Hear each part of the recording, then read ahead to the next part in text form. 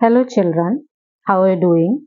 ये ज़िंदगी हमारी जो भगवान की दी हुई है बहुत खूबसूरत है और हम इसको और खूबसूरत और बेहतर बना सकते हैं if we know the art of living through emotional intelligence. Emotional intelligence is so powerful and so impactful that it can change the entire course of your lives, personal as well as professional. Last time we had discussed how we can lead a successful and glorious professional life by making use of emotional intelligence. Today we are going to discuss how we can make our personal life much happier, much healthier, and stress free by making use of emotional intelligence or by being emotional intelligent. Before we do that, let's quickly recapitulate to find out what emotional intelligence is. Emotional intelligence is when we not only understand our feelings but the feelings of those around us. Emotional intelligence की absence में क्या होता है कि कई बार हम एक दूसरे की इमोशंस को नहीं समझ पाते because of difference of opinion, difference in the perspective.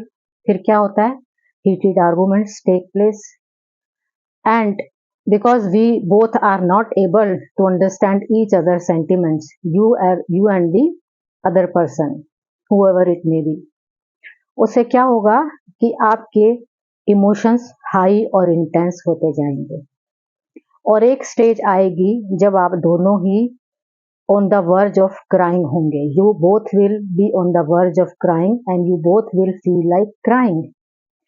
अब हमारी इंडियन सोसाइटी में हमें ऐसे रेज किया जाता है, बचपन से हमें ये सिखाया जाता है that crying is a sign of weakness, तो हम रो नहीं पाते, उससे इमोशंस और इंटेंस होते जाते हैं और हाई होते जाते हैं and they take the form of a severe emotional conflict. जबकि अगर आप साइकोलॉजिकली और मेडिकली देखें तो रोना, crying is not a sign of weakness, क्योंकि जब आप रोते हैं तो आपकी बॉडी से ऐसे केमिकल्स रिलीज होते हैं जैसे कि ऑक्सीटोसिन एंड एंडोर्फिन्स, जो कि ना केवल आपके स्ट्रेस लेवल को लोअर करते हैं बल्कि आपकी बॉडी से कुछ ऐसे हार्मफुल टॉक्सिन्स को भी बाहर रिलीज करते हैं, जिससे आपका स्ट्रेस लेवल तो और फर्दर लोअर होता ही है। साथ में अगर ये टॉक्सिन्स आपकी बॉडी में रह जाएं तो ये आपकी बॉडी में कुछ ऐसी मेडिकल कंडीशंस भी आपको कर सकते हैं। इसलिए प्लीज अंडरस्टैंड, रोना is not a sign of weakness, rather it's going to help you to overcome the acute state of depression caused by any kind of emotional conflict. हमारी सोसाइटी में एक और मिथ है कि हमें ये सिखाया जाता है बचपन से कि बॉयज शुड नॉट क्राई, लड़कों को रोना नहीं चाहिए, लड़कियां रो सकती हैं। और जब एक छोटा सा अगर 3-4 साल का लड़का ही tries to cry for whatever reasons, he is rebuked, he is pointed out by everybody in his family, अरे why are you crying, you are a boy, you should not, this is wrong. Crying can be done by both boys and girls, और boys ये crying नहीं कर पाते, रो नहीं पाते, तो अगर आप इंडिया के हार्ट स्ट्रोक्स का केस स्टडी करें, डेटा स्टडी करें, रेशियो स्टडी करें मैन और वुमेन का, you will find that heart strokes, cases of heart diseases, heart surgeries are much more in man than in women, क्योंकि women अपना दुख, अपना दर्द अपनी फ्रेंड से, अपने नियर रिलेशन से शेयर कर लेती हैं और कई बार रो भी लेती हैं, जिससे उनका मन हल्का हो जाता है। जबकि मैन क्या करते हैं, they are not in a habit of sharing their emotions, their sorrows with others. So ये जो उनका दुख है, दर्द है, अंदर बॉयल अप होता जाता है और एक दिन फिर ये एक्सप्लोड करता है in the form of anger, frustration and acute depression, and that is why the more number of heart strokes in men.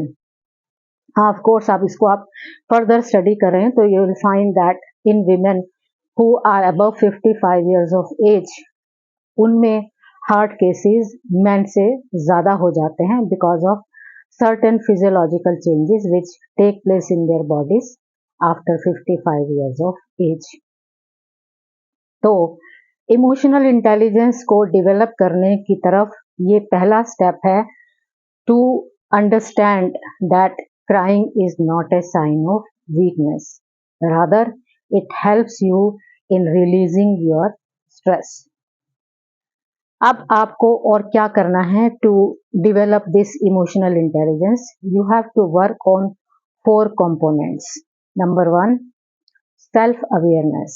आपको सेल्फ अवेयर होना है अबाउट योर इमोशंस, उनको आइडेंटिफाई करना है, रिकग्नाइज करना है and their impact on your behaviour, तभी आप उनको मैनेज कर पाएंगे और साथ ही आप अपनी पर्सनल स्ट्रेंथ्स और वीकनेसेस को भी रिकग्नाइज आइडेंटिफाई कर पाएंगे। Number 2, self management. आपको खुद को मैनेज करना है, इसके लिए आपको पहले अपनी इमोशंस को मैनेज करना है और उसके लिए you need to learn time management skills, problem solving skills and आपको अपने अंदर स्ट्रेस को रेजिस्ट करने की कैपेसिटी डेवलप करनी है, तभी आप खुद की इमोशंस को मैनेज कर पाएंगे। जब आप पहले अपनी इमोशंस को मैनेज कर पाएंगे तभी आप दूसरों की इमोशंस को हैंडल कर पाएंगे। Number 3, empathy towards others. While dealing or interacting with others socially, you have to be empathetic towards them, towards their emotions. You have to give them an impression that you are going to understand their emotions and you are going to respect them as well. उससे आपको ऐसे clues मिलेंगे while dealing with them socially, while interacting with them socially, that you will be surprised, जो आपको शायद पहले कभी नहीं मिले होंगे, जिनसे कि आप उनकी इमोशंस को और बेहतर समझ पाएंगे, हैंडल कर पाएंगे। Number 4, to start a healthy communication. आपको जब कोई किसी भी तरह का इमोशनल कॉन्फ्लिक्ट हो तो आपको एक हेल्दी कम्युनिकेशन करनी है and this communication should be direct, it should not be indirect, क्योंकि सिचुएशन ऐसी वॉलेटाइल है। अगर आप सटायरिकल वर्ड्स यूज करेंगे, टीजिंग वर्ड्स यूज करेंगे तो हो सकता है वो सामने वाले को और हर्ट कर दे और सिचुएशन आपके कंट्रोल से बाहर हो जाए। तो आपको बहुत पॉजिटिव, बहुत हेल्दी और बहुत एनकरेजिंग वर्ड्स यूज करने हैं, as well as through your actions you have to give the person this feeling that you are going to understand him, her emotions and then you have to exert a positive, a healthy influence on the person through your words, through your actions, through your body language. And soon you will find that you are able to control the situation and the person and his or her emotions. So such is the power of emotional intelligence. And mind it, emotional intelligence can't be developed in a day. It's a lifelong and endless process. You have to keep working on it continually with dedication and devotion, and slowly and gradually you will be able to see the results. As there is a saying in English, Rome was not built in a day. So you cannot see the results overnight. So to make your life beautiful, healthy, happy, stress free, you should know this art of living through emotional intelligence. Thank you. God bless.